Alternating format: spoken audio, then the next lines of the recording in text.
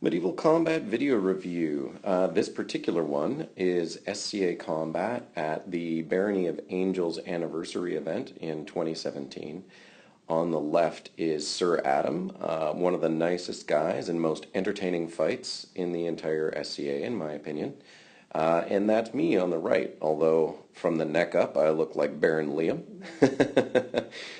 because I'm fighting in temporary and loner gear a fair bit. So this is tournament footage from the SCA. It's not a super duper serious tournament, but I think we're both trying to fight hard.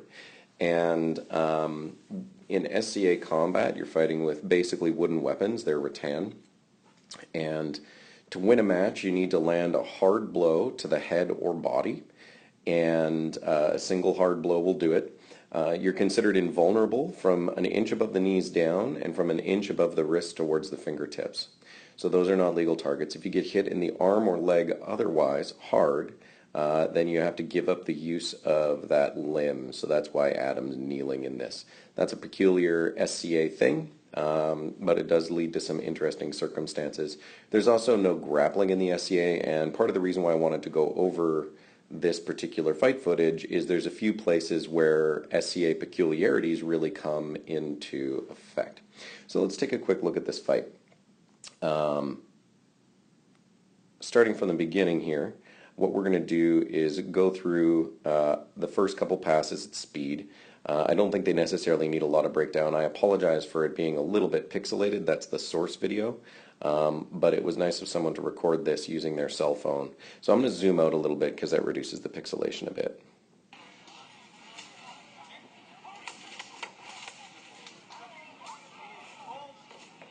Alright, so right there we have an equipment failure. Just getting back into fighting and my shield strap broke on that pass. So let's take a quick look. And because I happen to be one of the fighters in this circumstance, I can describe my headspace a little bit. I can't necessarily describe Adam's. So we go back, right off the bat, we're seeing a couple things. One, we're both right-handed. That's important to notice when you're fighting.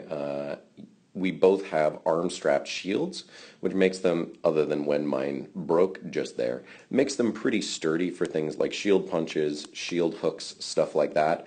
Some of that is allowed in the SCA, some of it is not. So you're allowed to hit someone's weapon or shield with it, but I'm not allowed to straight off jack someone in the grill or anything like that, like you can in the ACL or anything. So we both have relatively strong shield styles. I'm about to go swap my shield out, so I'll talk about Adam's a little bit more. That's an arm strap round. It's a little bit of a popular style from the West Coast, but it's a little antiquated. And what that leads itself to is not a very strong leg defense. So you'll see that Adam has become quite expert at guarding his legs with that while guarding his upper body with his sword. So as we step in here, I take a wide step to the right. I've got a bad habit of, let's see if I can get the angle tool to work here, taking wide steps and then leaving my trailing leg behind. That means that I've got two thighs far apart and I'm trying to guard them both with one shield. Really, it's best to take a wide step and then gather the leg you're leaving behind up relatively quickly. You can also see that I have my sword in front of my head. That's to provide some defense, but it costs me offense. It means basically I need to wind up or my initial shot will be weak, but that sword is protecting me from any really quick shots that he throws. He's got a very different stance. It's sort of more of a boxer stance or an A-frame stance. It's called A-frame because, you see, Adam's got his sword there, and in a sense his other, his shield is canted in a little bit. So it's called an A-frame, although it doesn't really look like an A with that round shield. That means he's got to use really good sword motion to get that sword power up, but he's defending his right side with his sword and his left side with his shield right now, and you'll see very quickly he swaps to different defensive stances, sort of like a boxer who, boy, I wish I knew the names of the different defense blocks now. I used to know what they were called. Anyway, so he swaps a lot in his defense. So I step in. I'm trying a couple things right now. I step in to get him to move. Doesn't really respond. Pump the hand a little bit. He doesn't respond to the hand pump much. So now I step back, wind a little bit. I'm trying to get a response from him. Right now he's doing what he is going to want to do most of the fight. You see him moving his sword basket over to that side of his body, so he's protecting that side of his head. So now once his hand moves over, he's going to have the sword blocking here, the shield blocking there, and that entire side of him is going to be covered. The other thing that that does is if I throw into that sword shot, that's going to power his weapon up. Basically, he's going to be able to block it and then counter strike.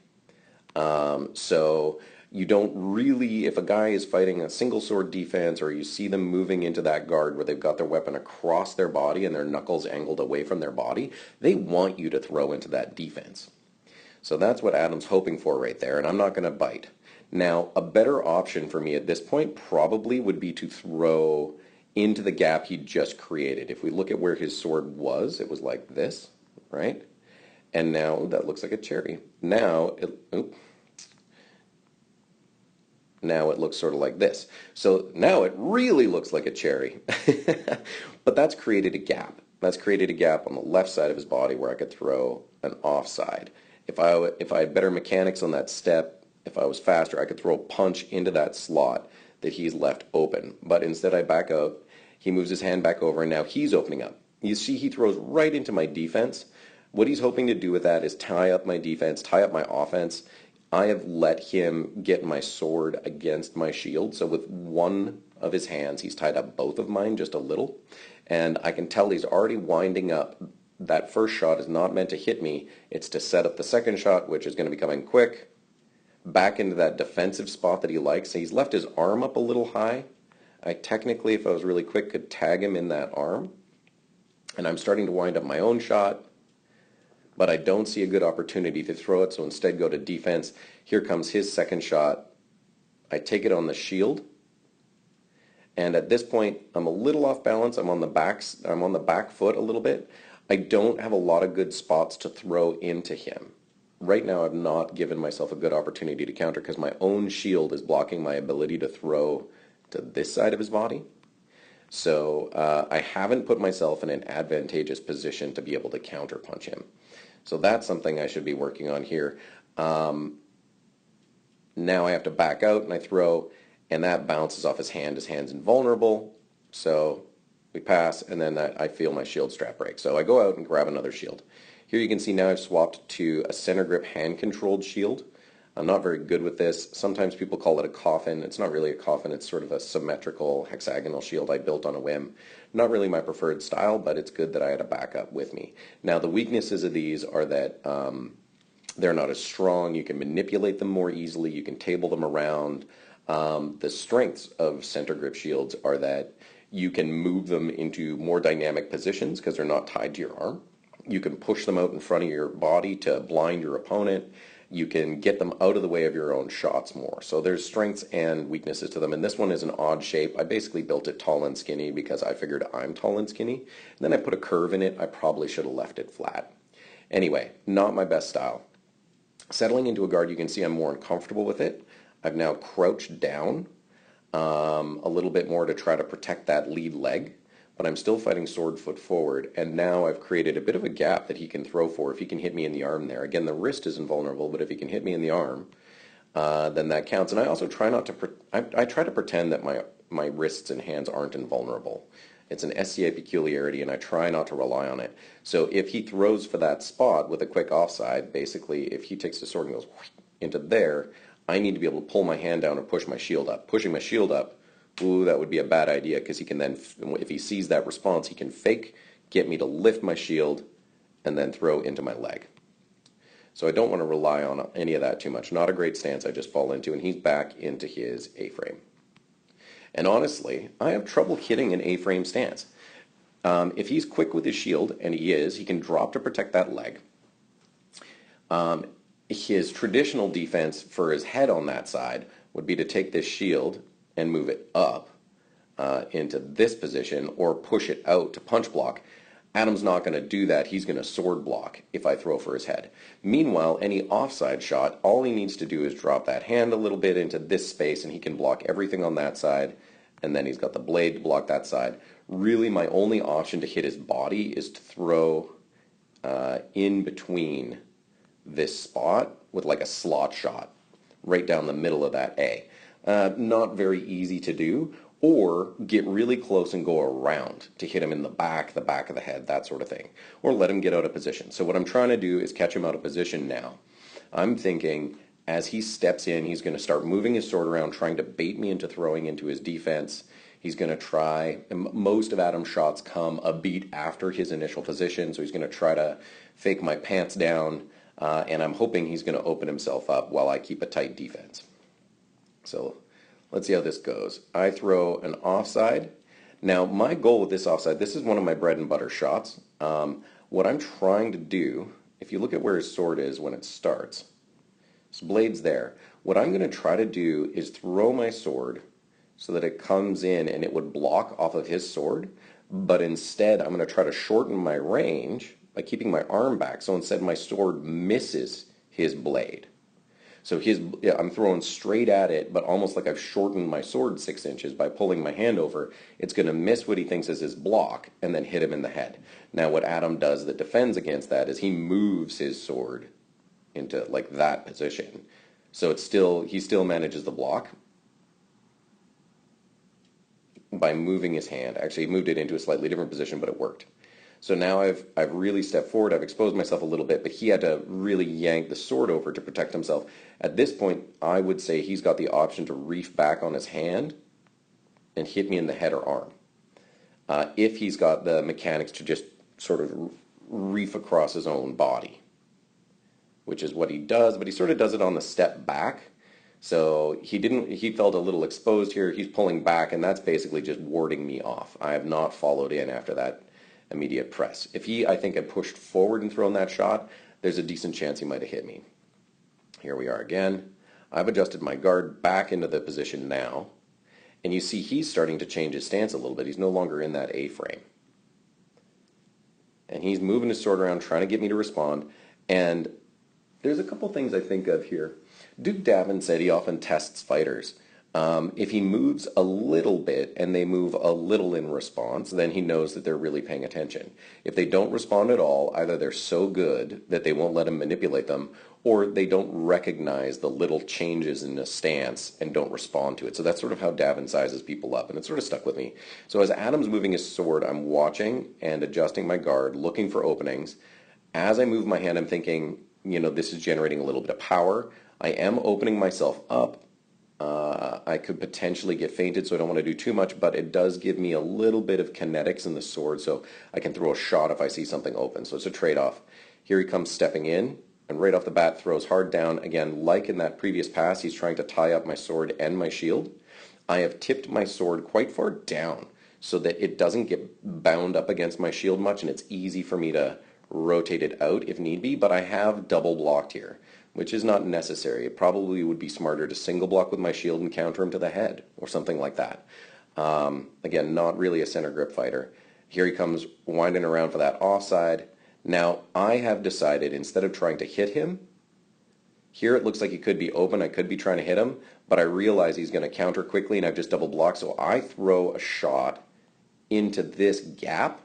The main reason there is not because I think it's going to hit him, but because I think it's going to hit his sword as he attacks me. So there's a chance it hits him, there's a chance it doesn't, but either way I think it's my best defense. So I throw hard into that spot and keep my hand close against my body so that my sword offers defense. Now my shield's way out of position.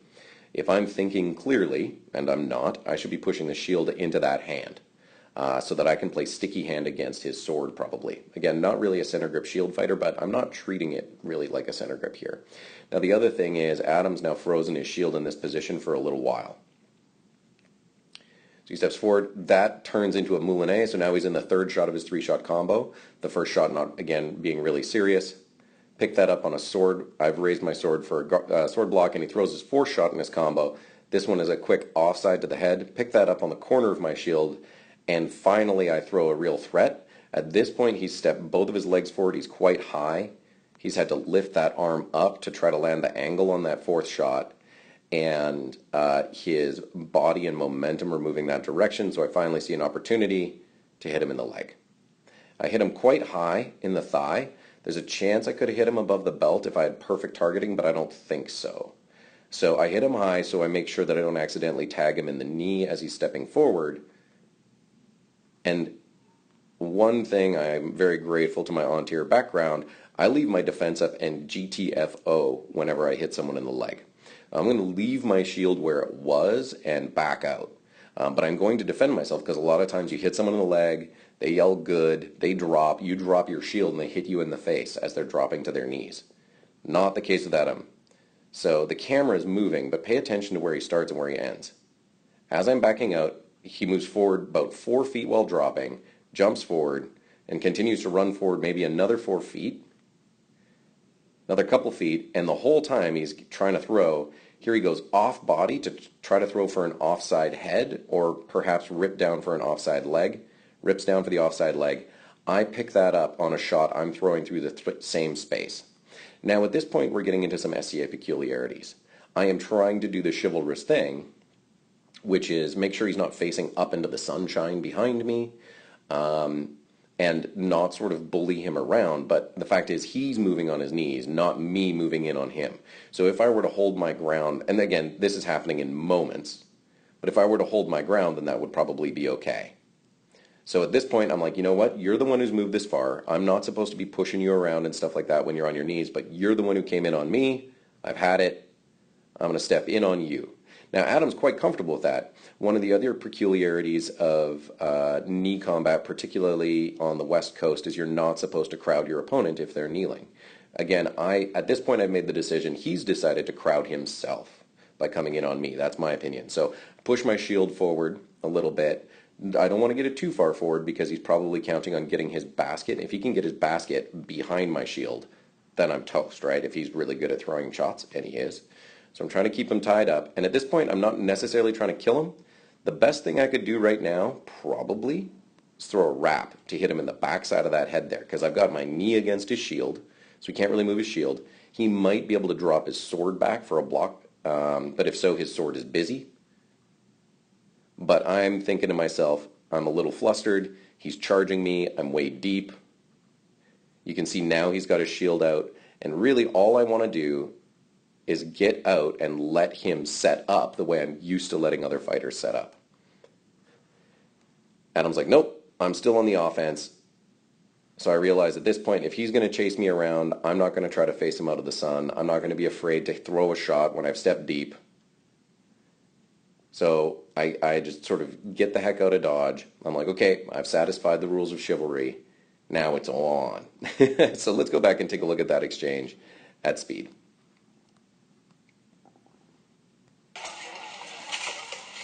We're both doing a lot of sword blocks.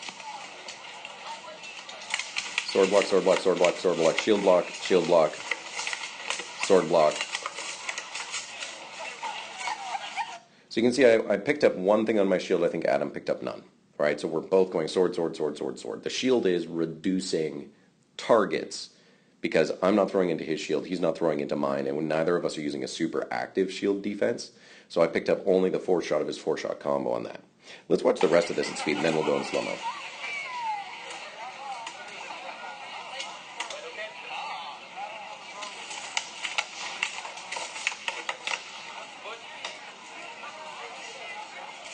Okay, we can go see that exchange.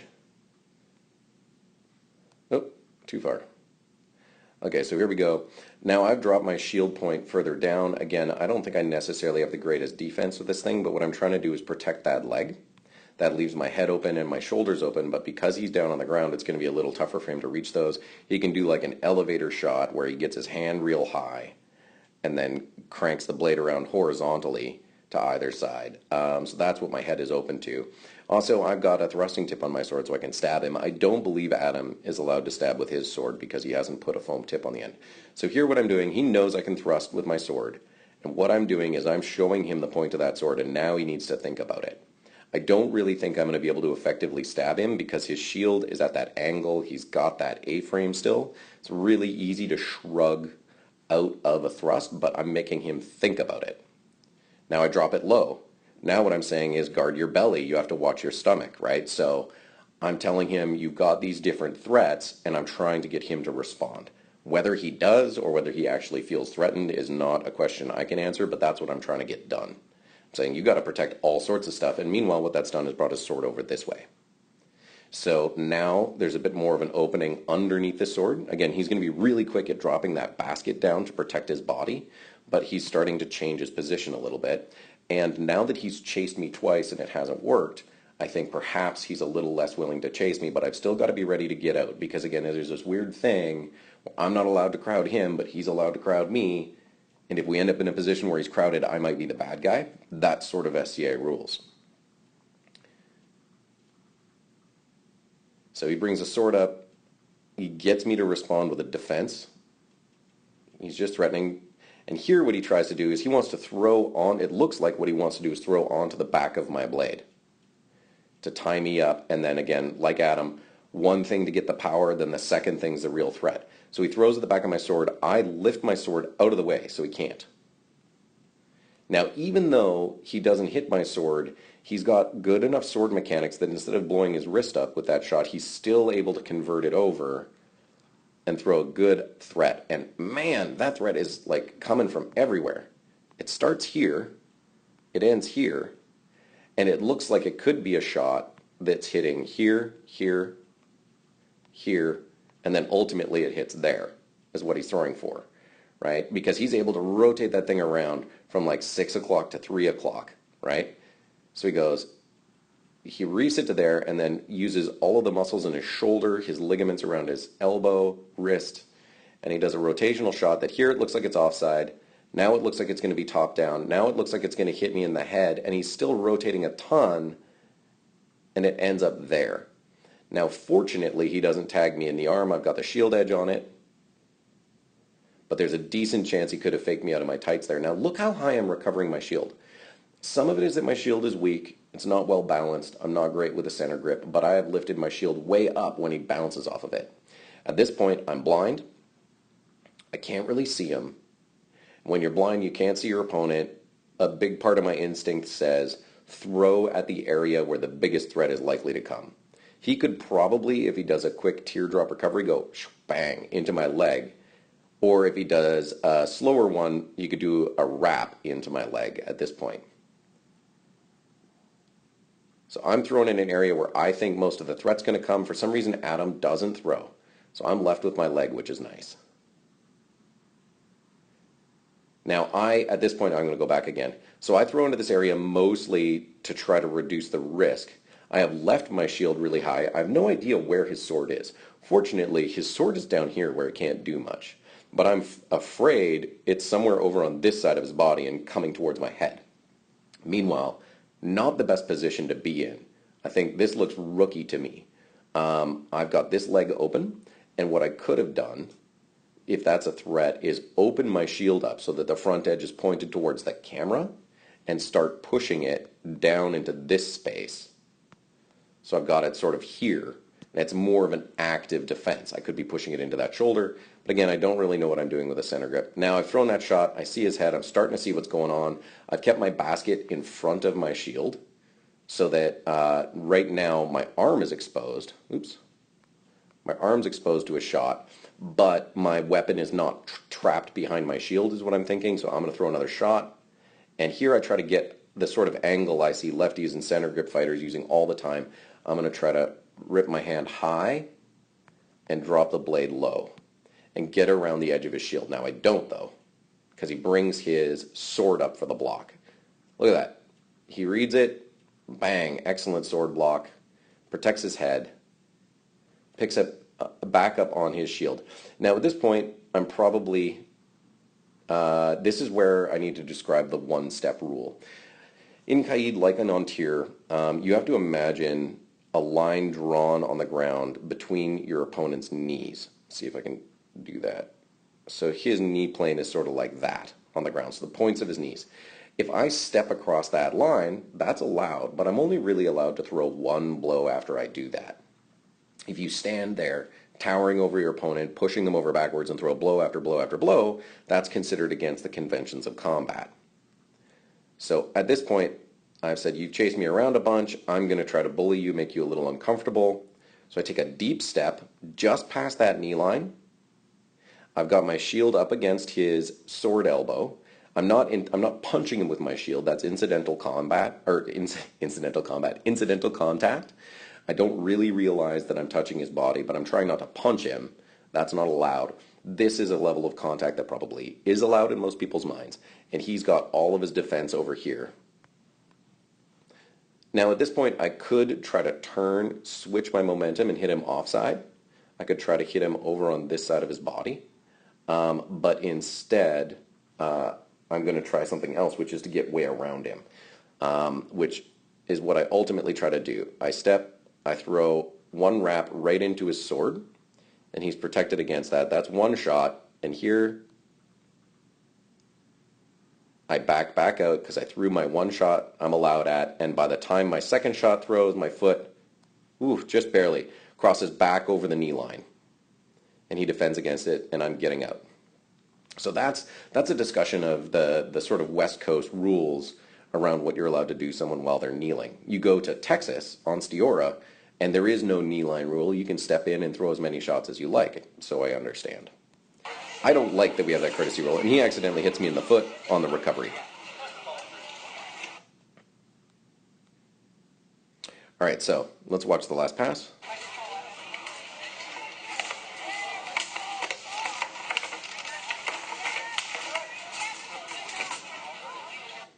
Okay, so here I actually throw that thrust. Again, like I said last pass, I don't think it's going to be high percentage. I go into the same guard. What I'm doing is bringing the blade across the front of my face in case he throws into it. And I lead in. I probably overcommit on that thrust because I think I can get it. Right? At this point, I've thrust, he's blocked, and I'm a little exposed. Fortunately, he pushes both his hand and his shield up at the same time, sort of like a shrug up block. And instead of chopping immediately down into my exposed leg, what he does is take a moment, and then he throws. So I've been able to pull the leg back while he does that extra power generation here. So I get back, get the block, and now I'm looking over the back edge of my shield. I'm seeing the offside head. This side of his head is available as a target if I can get to it, but it's a little tricky. And he probably feels exposed there, so he pumps that shield up to protect against the offside head and close down the space. I do what every right-handed fighter, when they don't know what to do, is I throw an onside snap right into his shield. Don't quite know why I'm doing that in hindsight. Maybe it's to generate power. I've also got my feet a little too close. He's wound up. He's corked right now to be able to throw. It's a weird thing. With his sword right there, I know for sure he's corked for an onside shot or a wrap. That means he's going to throw here, he's going to throw here, or he's going to throw a back leg shot there. If his sword moves just a little bit more, he's able to convert that to being corked for an offside. Now, he's starting to be corked for an offside shot here. There or there. Right, so as the shoulder moves through some complicated motions where my interpretation is different threats become available. Now he's definitely continued to cork for the offside, and he unleashes it. That's that elevator. Remember earlier I said one of the biggest threats is hand goes up, horizontal shot. I call that an elevator offside or snap. There it is. Pick it up with a shield edge. Fortunately, that's pretty close to my arm, but I get my arm behind my shield. And he's stepped in on me at this point. When his knees have moved, and I'm like, aha, okay, you're stepping in on me. I'm going to cross that knee line. He continues to move, and I'm like, okay, if I go back to where I was, then I've definitely played it safe. So I do a shrug up block on his shot. Here I'm in danger. He's gotten his sword under my shield.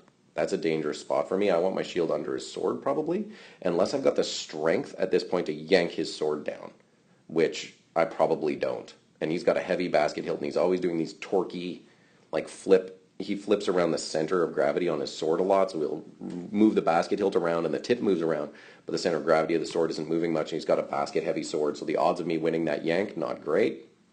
So instead, I go in with my body, and he realizes, uh-oh, I've either got to lift my shield way up or drop my sword way down for the block. He decides to go with the sword, and I go deep with my wrap and just get around the edge of his sword. Now this is a place where you can see I've had to actually straighten my arm out for the most part. My arm is almost straight there to get the hand into a position where I can get around his sword and hit him in the head. So if I had bent my arm a little more, or if he had pushed his blade out a little further that way, that probably wouldn't have landed, or if he had lifted the shield. But I've stepped past the knee line, I've thrown my shot, I'm getting ready to back out, but at this point, I don't know if he's dead or not. He falls over, takes the blow, and that's the fight. Pretty fortunate on my part. And there was a few places where Sir Adam, you know, didn't quite see a couple of the opportunities that I gave him. There's a couple places where I missed some opportunities, but I always have a really fun dynamic fight with Sir Adam. He's just a riot to fight against. And you know, whenever you're both trading sword block, sword block, sword block, sword block, I will admit that is probably to me one of the coolest feelings in combat. It's even better with steel. Thanks very much to my opponent for this and to my inspiration during the fight. Thank you guys for watching it. If you have any opinions on what I should be doing different with a center grip shield, if my feet are out of position, if you're saying, why are you doing this, why are you doing that, I would love to get your input on my fighting style. Or if you've got questions for Sir Adam, I can probably talk to him in practice and get you answers. All right. Last thing. If you have any video of combat that you would like reviewed, I will do my best to review it. It doesn't need to be SCA. It could be steel combat, rapier, pugilism, just about any kind of medieval combat I will try. That doesn't mean I necessarily know all the rules and understand what's going on, but I'll give it a shot. So go ahead and submit any video you like, and I'll try to get to it. Thank you very much, and if you're enjoying these, I would encourage you to subscribe to either me or to my Medieval Vids playlist, and then you'll get notification when the next one is ready.